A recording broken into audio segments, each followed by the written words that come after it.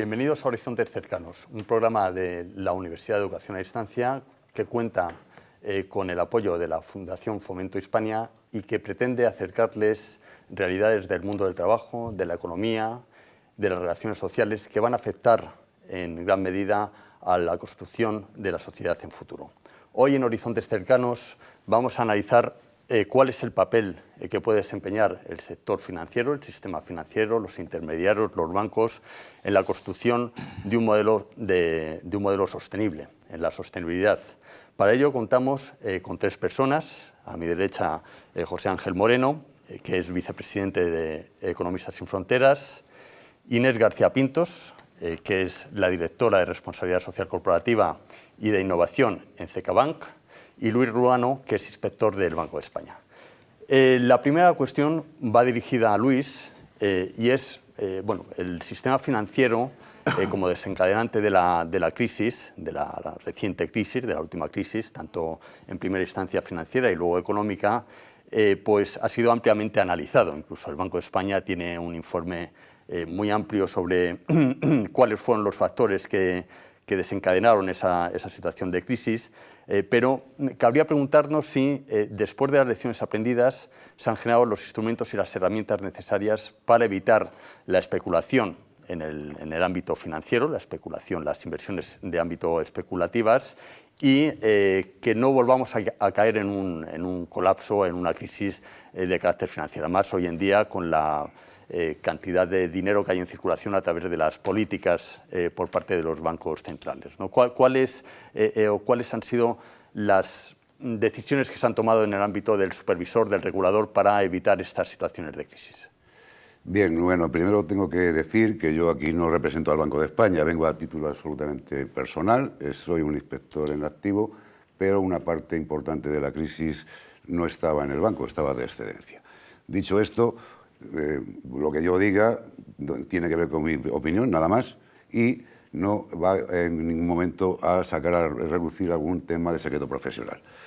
A partir de ahí, lo primero que tiene que hacer el sector financiero, ya que estamos hablando de economía sostenible, es sostenerse a sí mismo. Es decir, no convertirse en un problema, sino de alguna manera en un distribuidor de fondos de forma eficiente. Esa es una labor fundamental. A partir de esa circunstancia, si consigue ser autosuficiente desde el punto de vista de no dar problemas al resto de la economía, pues puede plantearse objetivos más ambiciosos, como pueda ser influir decisivamente en temas como la sostenibilidad, etc. Se han creado los instrumentos a partir de... Hemos aprendido la lección de alguna manera, ¿no? Pues yo voy a tener aquí que utilizar las palabras del presidente de la Asociación de Inspectores hace aproximadamente un mes en la comisión del Congreso que investiga el asunto de la crisis de las cajas, que se ha ampliado a la crisis del Banco Popular, en el sentido de que el modelo de supervisión básicamente hoy está en Frankfurt. Las grandes entidades españolas, las 14 más importantes, están en Frankfurt. Y, por lo tanto, está sujeto a una institución, que es el Banco Central Europeo, donde los españoles tenemos una parte importante de los cuadros medios y bajos. Mis compañeros de cuerpo, de profesión, están siendo importantes en esos niveles medios en Frankfurt, en el Banco Central Europeo, pero no tanto en los órganos de dirección. A partir de la crisis, claro, es lógico.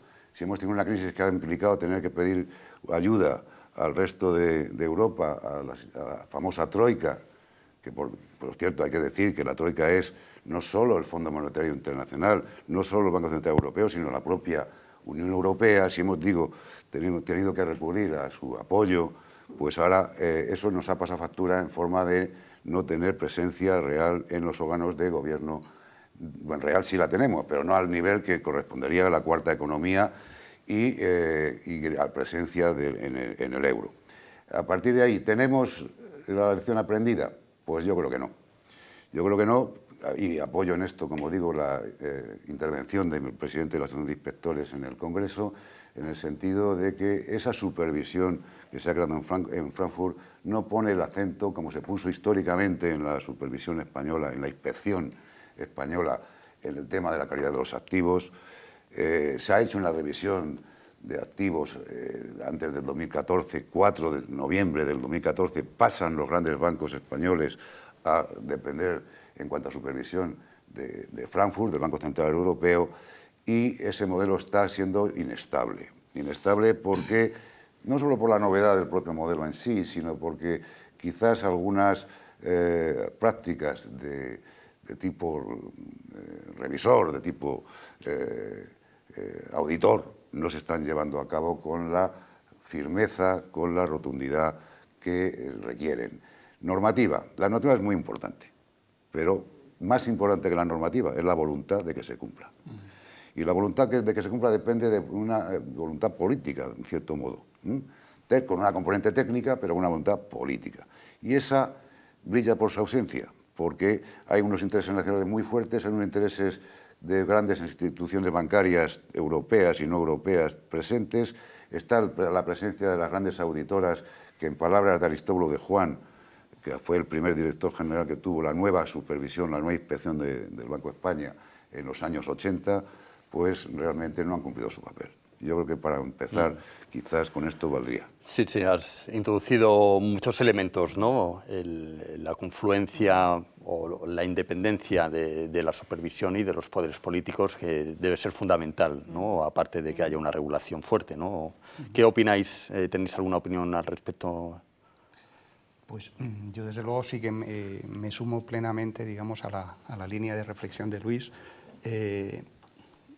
Desde luego hay una carencia clara de voluntad política, es decir, de supervisión firme para que las leyes se cumplan, pero también, desde luego, a mí me parece que hay un déficit claro de medidas regulatorias. Es decir, si de lo que se trataba, como parece que se había pensado, ¿no? Con el estallido de la crisis, se trataba de frenar la propensión del sistema financiero a generar crisis, es decir, la propensión del sistema financiero a generar excesos de crédito, a generar especulación, a generar burbuja, a generar inestabilidad. A mí me parece que esa es una voluntad que enseguida desapareció y en buena medida también gracias a la influencia poderosísima de las propias entidades financieras, ¿no? Que han frenado esa tendencia a la regulación. En ese sentido, en fin, la especulación y los excesos financieros de ninguna forma han desaparecido. Es decir, el nivel de endeudamiento ha crecido poderosísimamente, el nivel de especulación ha crecido poderosísimamente, han crecido, en fin, exponencialmente el volumen de derivados y de estructurados en el mercado internacional, ha crecido poderosísimamente el nivel de operativa a través de paraísos fiscales, lo cual demuestra que hacen falta muchas medidas regulatorias adicionales, además, y por supuesto voluntad política para tratar de frenar esas tendencias, ¿no? Hace falta eliminar drásticamente la operativa bancaria y financiera en paraísos fiscales, hace falta un impuesto a las transacciones financieras más claramente especulativas, hace falta limitar la libertad absoluta de movimientos de capitales, que puede ser destructiva para muchas economías. Hace falta limitar la capacidad de apalancamiento, de endeudamiento, de generación de exceso de crédito en el sector. Hace falta un endurecimiento claro del nivel de control de los sistemas de cumplimiento normativo en la banca. Hace falta unas exigencias informativas mucho más severas. En fin, hace falta muchísimas medidas que allá por 2009 se habían anunciado y que han quedado absolutamente, en mi opinión, en agua de borrajas. Inés, a ti te voy a dirigir una pregunta más concreta, ¿no? Por un lado tenemos este diagnóstico que no ha quedado completo. Que no ha quedado completo y que, bueno, ahora puedes completar, pero mi pregunta es con cierta preocupación, ¿no? Porque hemos tenido los antecedentes que nos llevan a la construcción de un modelo que económicamente no era viable, que socialmente ha tenido muchas consecuencias y que ha producido o ha provocado unos daños pues muy patentes sobre el territorio, ¿no? Sobre el medio ambiente. La solución parece que no se han tomado las medidas adecuadas para intentar evitar otro tipo de alimentación por parte del sistema financiero a este modelo de crecimiento. Sin embargo, hay un acuerdo desde el G20 hasta la Comisión Europea en la necesidad de involucrar al sector financiero, al sistema financiero, a los bancos, en la lucha contra el cambio climático, en la construcción de un nuevo modelo energético, en la lucha contra la desigualdad, en el respeto de los derechos humanos, en el desarrollo y la innovación. Bueno, ¿cómo se compatibiliza el ansia cada vez mayor de rentabilidad por parte de los bancos y de obtención de esa rentabilidad por diferentes vías, algunas de ellas cuestionables, los mayores requerimientos de capital, todas estas cuestiones, con la necesidad de involucrar a ese sector financiero, ese sistema financiero, en la construcción de un modelo de desarrollo sostenible que es muy evidente. El sistema financiero es el encargado, aparte del que nosotros fiduciariamente confiamos en él para que inyecte dinero en la economía, decide qué proyectos financiar, a qué empresas financiar, y sin una involucración de ese sistema financiero, de esos bancos, de esos intermediarios financieros, indudablemente pues no se va a conseguir afrontar esos desafíos que tenemos por delante, como es cambio climático, nuevo modelo energético, etcétera, etcétera, ¿no? ¿Cuál es tu opinión al respecto? Bueno, mi opinión, como en el caso de Luis, es personal, no transmito las opiniones ni de CECA ni de CECA Bank.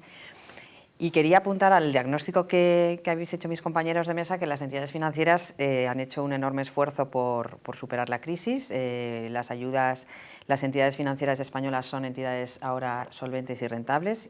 Todas se sometieron a las pruebas de resistencia del Banco Central Europeo, a diferencia de lo que ha sucedido con otros países, y todas lo han superado. O sea que, desde este punto de vista, yo creo que hay que reconocer el enorme esfuerzo que han hecho las entidades financieras y los resultados que han obtenido.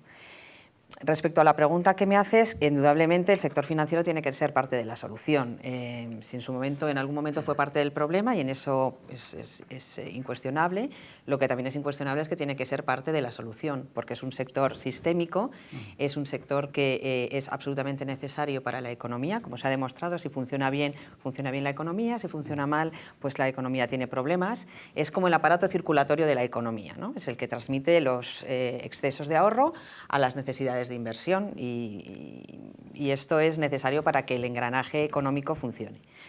Dicho esto, es cierto que el cambio de patrón energético y el cambio de modelo social necesita también del sector financiero, aunque el sector financiero, quería apuntar dos características que yo creo que condicionan su capacidad de influencia. Una es que su influencia es indirecta, tanto desde el punto de vista medioambiental como social.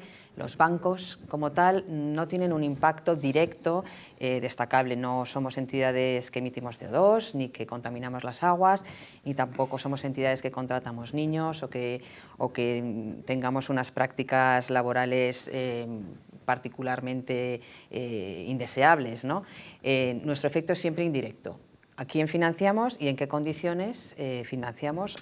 Y el efecto que tienen esas empresas o esas familias a las que financiamos es el efecto que nosotros tenemos sobre la economía. Si nosotros concedemos mejores condiciones a proyectos que son respetuosos con el medio ambiente, pues estaremos favoreciendo que en la economía haya más fondos dedicados a empresas o a sectores respetuosos con el medio ambiente, y así sucesivamente. Eso sería lo primero. Lo segundo es que los bancos son entidades con ánimo de lucro, y cada uno en la sociedad tiene un papel, y el papel de los bancos, como del resto de las empresas, es ganar dinero. Y además los bancos tienen un componente que necesitan ganar dinero y ser solventes para garantizar los depósitos de todos nosotros. Todos nosotros somos clientes de los bancos, y todos nosotros tenemos interés en que los bancos tomen decisiones financieras adecuadas para que nuestros depósitos pues no estén en riesgo, ¿no? Entonces, estas dos características condicionan todo lo que un banco puede hacer. El hecho de que su efecto es indirecto, y el hecho de que necesita ser rentable porque sistémicamente es necesario para que la economía funcione. Respecto al cambio climático, pues es indudable que el cambio de patrón energético, estamos frente a uno de los mayores retos de la humanidad, desde luego en la época contemporánea es así. Naciones Unidas ya en el 2015 dijo que serían necesarios 100.000 millones de euros por año hasta el 2020 para el Fondo del Clima, para poder que todos los países del mundo estemos a la altura del reto. Es evidente que las administraciones públicas y las haciendas públicas no son capaces de financiar a este ritmo, y es necesario un acuerdo entre el sector privado y el sector público. Hay muchos ámbitos en los que el sector financiero privado puede colaborar, y como tú has dicho, el G20 ha apuntado a algunos de ellos, el grupo de expertos de la Comisión Europea también. Nosotros, desde un punto de vista técnico, tenemos contactos con la Oficina Española de Cambio Climático, y hemos apuntado a algunos que creemos que podrían favorecer el hecho de que hubiera cada vez más fondos destinados a proyectos verdes, ¿no? Primero, que hubiera una taxonomía común, que todos fuéramos capaces de entender por verde lo que es verde, o que todos lo entendiéramos de la misma manera, que todos fuéramos capaces de medir las emisiones de CO2 de la misma manera. Y de esta manera toda la información es comparable y el inversor es capaz de tomar mejores decisiones, decidir si esta inversión es mejor que esta, no solamente en términos financieros, sino también en términos de impacto climático, ¿no? Esa sería una de ellas. Otra muy importante es todo lo que tiene que ver con la consideración de los riesgos.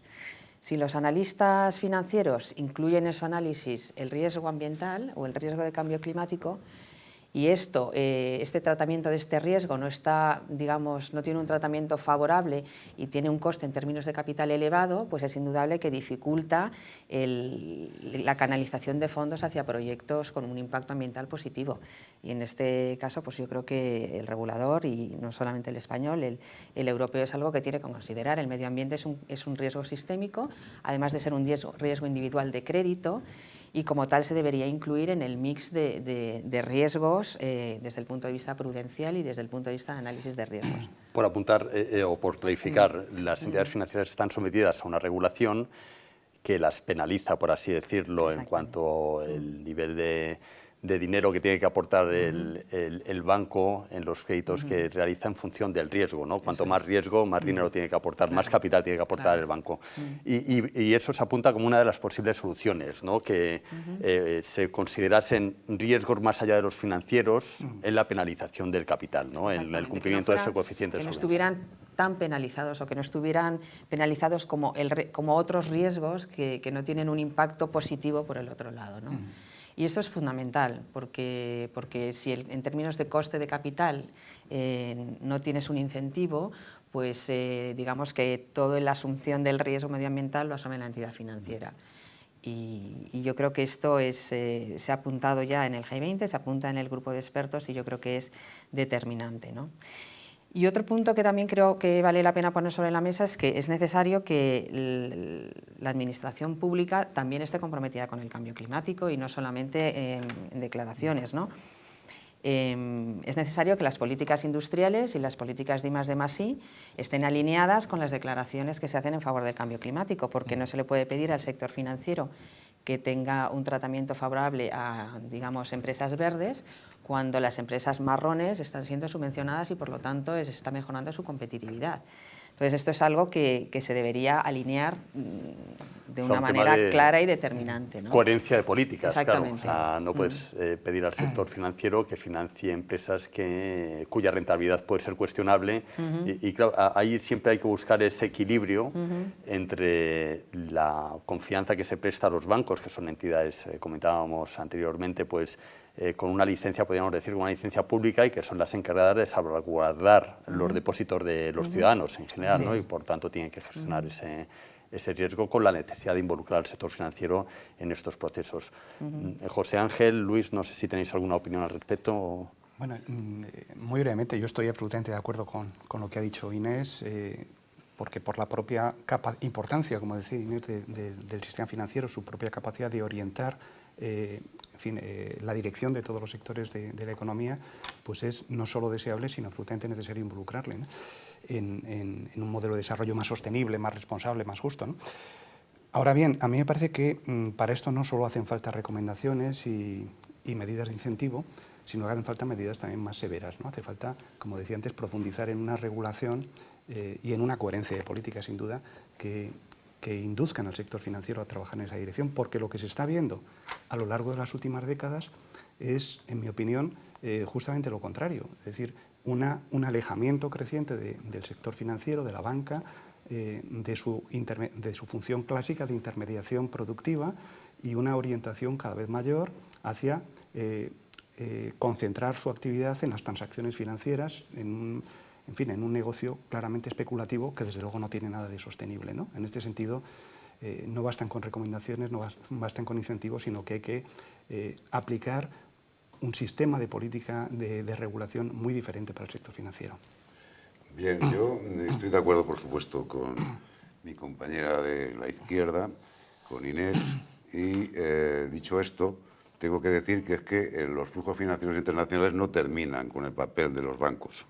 Al contrario, hay cada vez más fondos de inversión sociedades financieras, grandes corporaciones que tienen un papel determinante muy importante en los flujos financieros internacionales, que por cierto están sujetas a muchas menores regulaciones que la propia banca, que no tienen, con perdón, un cuerpo de inspectores de entidades de crédito encima de ellos teóricamente, etcétera, etcétera. Y si a eso sumamos que tenemos un país como Estados Unidos, desde la reciente presidencia, que se escapa claramente del tema del cambio climático, etcétera, etcétera, y si a eso unimos actores cada vez más importantes en el nivel financiero, cual es la República Popular China, y que en un papel determinante, con una banca, por cierto, bastante poco transparente, pues llegamos a la conclusión inicial de que todo lo que esté demasiado regulado en el sector financiero europeo, y evidentemente Europa va a tener que seguir siendo vanguardia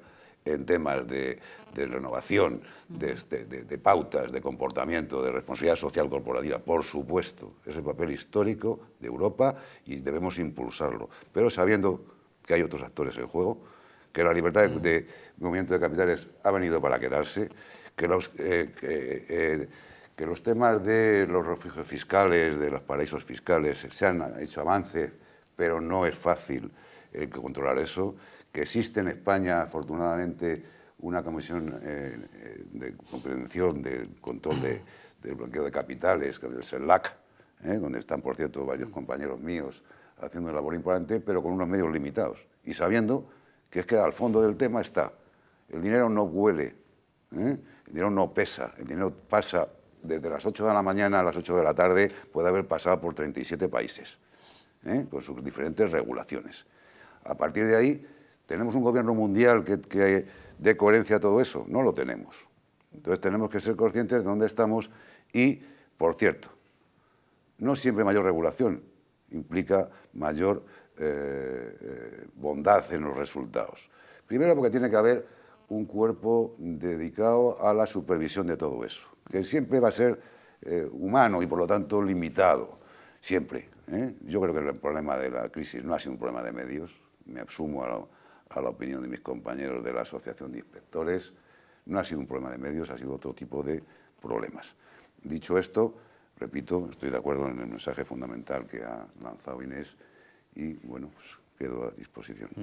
El sector financiero, tendríamos que diferenciar entre lo que es el sector financiero internacional, del nacional, aunque hoy en día pues, sí, prácticamente está muy regionalizado, ¿no?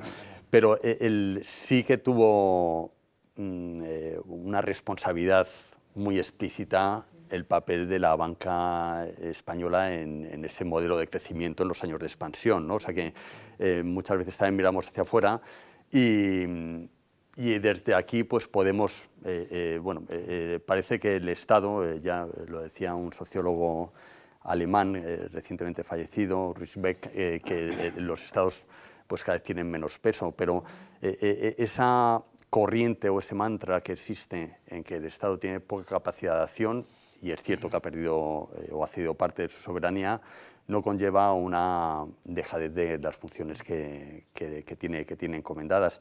Y en el caso de España, pues fue muy patente la situación del sistema financiero, cómo fue alimentando pues sectores de bajo valor añadido, pues con muy baja productividad. Necesitamos un gran crecimiento del crédito para crecer en productividad, muy por debajo de la media de otros países.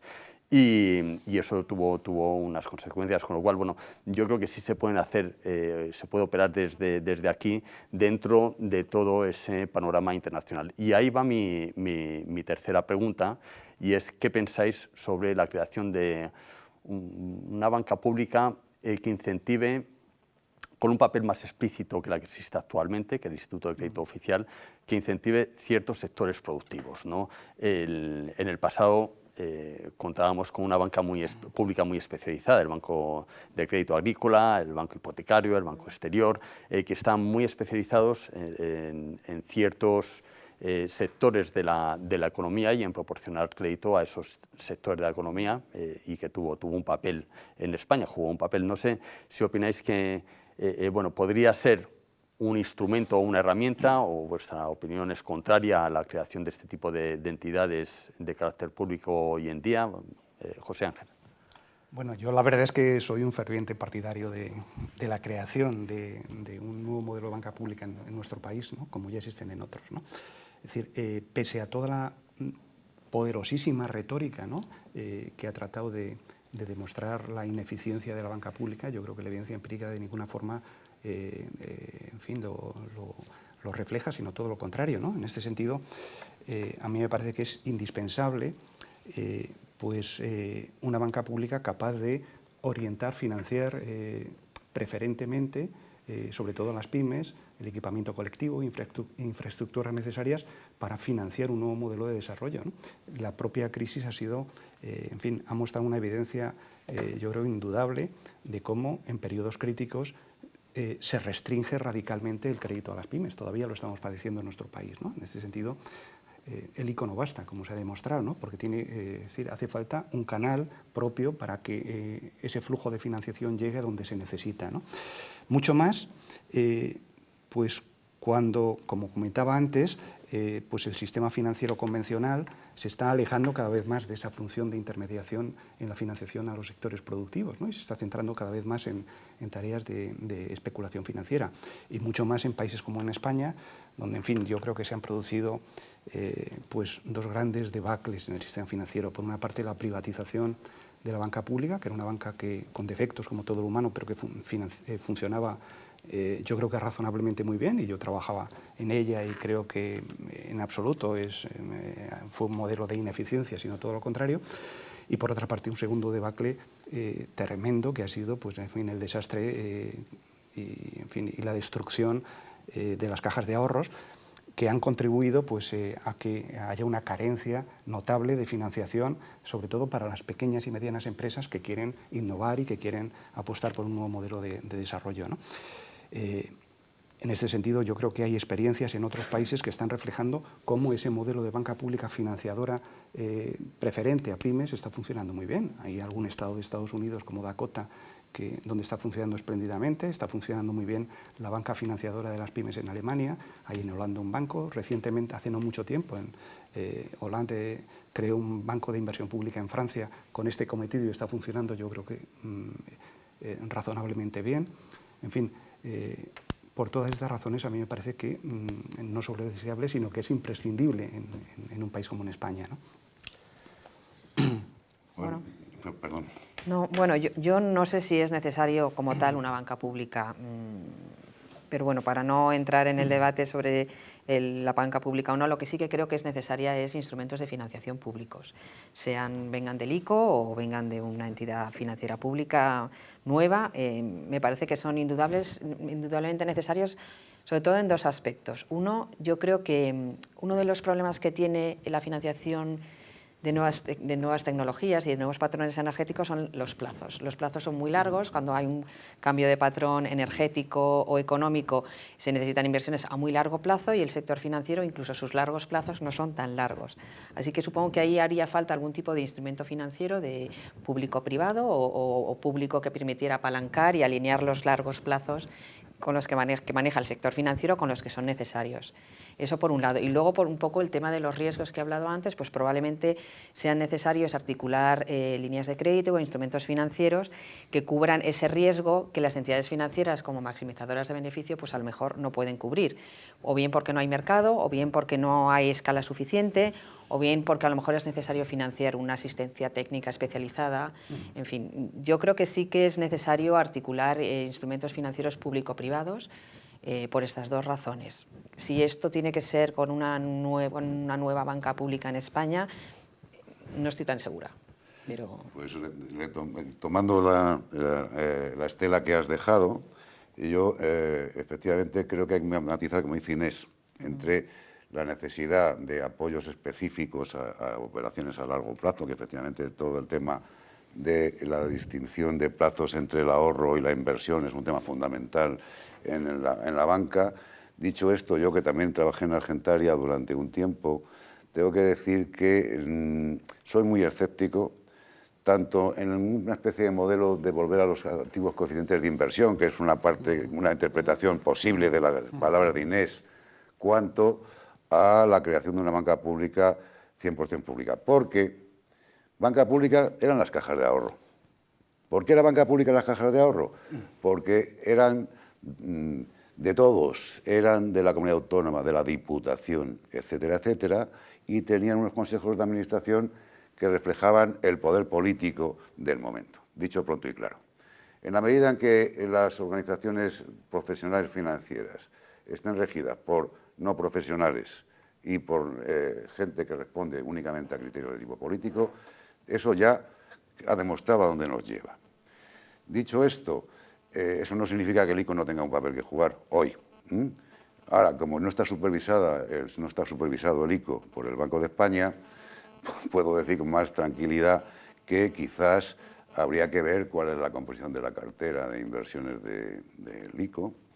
Habrá que plantearse si operaciones como la compra de una participación importante en Repsol por parte de una constructora llamada SACIR fue una decisión técnicamente aceptable, o por el contrario hubo un telefonazo de tipo político, y de ahí es donde tenemos que huir, porque son decisiones que luego conllevan importantes pérdidas para el patrimonio general público, porque al final eso influye en el coste del crédito. Los bancos, como bien se ha remarcado hoy, tienen que ganar dinero, porque están basados en la confianza. Nadie dejaría un depósito en un banco si un banco no gana dinero. Eso es tan básico que no hace falta explicarlo más. Y es el único sector donde prácticamente no es posible pasar un ejercicio sin ganar dinero, porque eso, conocido por el público, implicaría un pánico financiero que tiene, por cierto, un efecto bola de nieve acumulador, porque aquí no se trata de mover un stock de viviendas, que no se pueden mover, por cierto, o si te equivocas en financiar una línea de automóvil, sí puedes vender los coches más baratos, pero retirar el depósito es muy fácil. Es muy fácil. El pánico se desencadena no ya en días, en horas. Totalmente de acuerdo. Hay otra variable, y ahora, bueno, para terminar, ¿no? Con lo que estáis comentando, con el desarrollo territorial, o que tiene que ver con el desarrollo territorial, que es la progresiva concentración en muy pocos jugadores, ¿no? Muy pocos jugadores deciden o tienen esa confianza para decidir dónde destinan esos depósitos, ¿no? Y enlazando con el sistema financiero ampliamente internacionalizado, ¿no? Si BBVA o Santander pues ve que la provincia de Jaén, por poner un ejemplo, que era una función que antes hacían esas cajas de ahorro, pues no les es rentable, y que le es rentable invertir en el Perú o en Estados Unidos, va a invertir allí, con lo cual es un riesgo añadido, ¿no? No sé si en esa incógnita de la banca pública, el riesgo añadido de la progresiva concentración que está habiendo en el sector financiero, no solamente en España, en otros países, en Estados Unidos es muy evidente, ¿no? Pese a la crisis y a todo lo que se dijo en su día con demasiado grande para caer y tal, pues hay un nivel de concentración en el sistema financiero tremendamente importante, bueno, también con la participación de nuevos actores, que eso llevaría a otro debate, ¿no? Pues José Ángel, para terminar. Sí, no, una mínima puntualización, ¿no? A cosas que decía Luis, con las que yo no estoy totalmente de acuerdo. Es decir, yo no creo que las cajas de ahorro, no es una polémica que debamos entrar, pero yo no creo que fuesen bancos públicos tal como, en fin, yo creo que se entiende lo que son bancos públicos tal cual, ¿no? Por otra parte, tampoco me parece inevitable que la banca pública se gestione con criterios poco profesionales de ninguna forma. Es perfectamente posible gestionarla bien, ¿no? Y en tercer lugar, claro, es que no basta con que haya fondos públicos, que son imprescindibles, ¿no? Como decía Inés, pero no basta con esto. Es decir, la crisis en España ha demostrado cómo fondos del ICO no se han utilizado y no han llegado a sus destinos porque la banca que intermedia pues no estaba interesada en ese tipo de financiación. Y en buena medida, bueno, pues por los problemas que la banca arrastraba por la crisis, pero en buena medida también por lo que comentabas, ¿no? Porque la banca, cada vez más concentrada, en donde cada vez juegan menos agentes y son más poderosos y más interplanetarios, pues tiene otros destinos, que pueden ser para su financiación y para su función, que pueden ser mucho más rentables. Es decir, a lo mejor no es tan rentable invertir en Jaén como invertir en Perú, o a lo mejor no es tan rentable invertir ni en Jaén ni en Perú en el sector productivo como invertir en derivados financieros, ¿no? Y en esa medida es que hacen falta fondos públicos y hacen falta canales públicos para que la financiación llegue a donde se necesita si es que queremos cambiar de modelo de desarrollo, de modelo de vida, si queremos, que nuestra economía no destruya cada vez más recursos naturales, no destruya cada vez más personas, no destruya cada vez más territorios, ¿no? Una cosa quería... Un minuto tenéis cada uno para terminar, Vale. Inés y Luis, y Sí, ya solamente terminamos. apuntar a lo que has dicho del arraigo territorial. Las entidades asociadas a CECA son, excepto 2 de ellas, de carácter mediano-pequeño, y para ellas Jaén sí que es importante, y Oviedo y Zaragoza.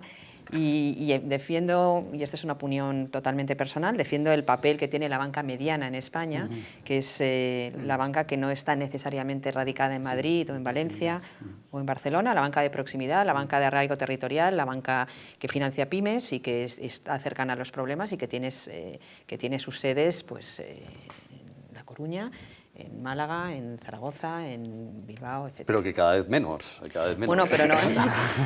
Esperemos que no, pero bueno. El desencadenante, sin entrar en el debate de las cajas de ahorro, de la pérdida de ese sector, pues ha conllevado ese desequilibrio territorial también, ¿no? O sea, en cuanto a la presencia de la banca. Luis. Sí, yo no sé si Orencio ha sacado el ejemplo de Jaén por alguna razón de tipo de origen tuyo o similar, pero cojo ese ejemplo con mucho gusto. Me encanta la provincia de Jaén, creo que es un modelo que en cierto modo viene bien para que entre en este debate, porque recordemos que Jaén es la mayor productora de aceite de oliva de España, que a su vez España es el 60% de la producción mundial, si no me acuerdo mal del porcentaje. En cualquier caso, es un sector estratégico para el país.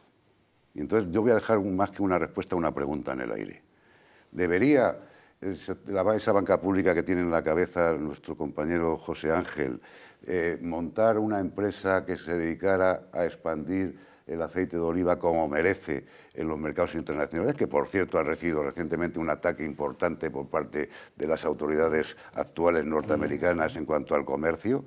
Yo ya adelanto que también soy escéptico. Lo que sí sé es que la provincia de Jaén y todo lo que no es la provincia de Jaén, es decir, el sector olivarero en España, necesita una gran empresa y una presencia a nivel mundial. No es de recibo que se esté vendiendo por ahí aceite de oliva Made in España cuando lleva la etiqueta de Made in Italy, por decir algo. Cuando no fue de Francia, porque también lo he visto en África en concreto, botellas francesas con aceite de oliva español. Yo dejo la pregunta en el aire y adelanto un escepticismo respecto de que eso se pueda hacer de una manera eficiente.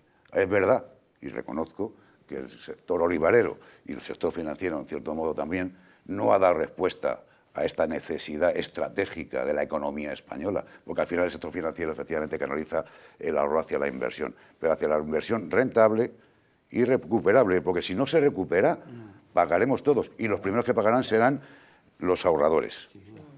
Totalmente de acuerdo. Se nos agota el tiempo. Muchísimas gracias, José Ángel, Inés, Gracias. Luis. Bueno, aquí nos despedimos, un programa más, sin antes recordarles que este es un programa de la Universidad Nacional de Educación a Distancia que cuenta con el apoyo de la Fundación Fomento Hispania. Muchas gracias a los tres. Gracias. Muchas gracias. Gracias.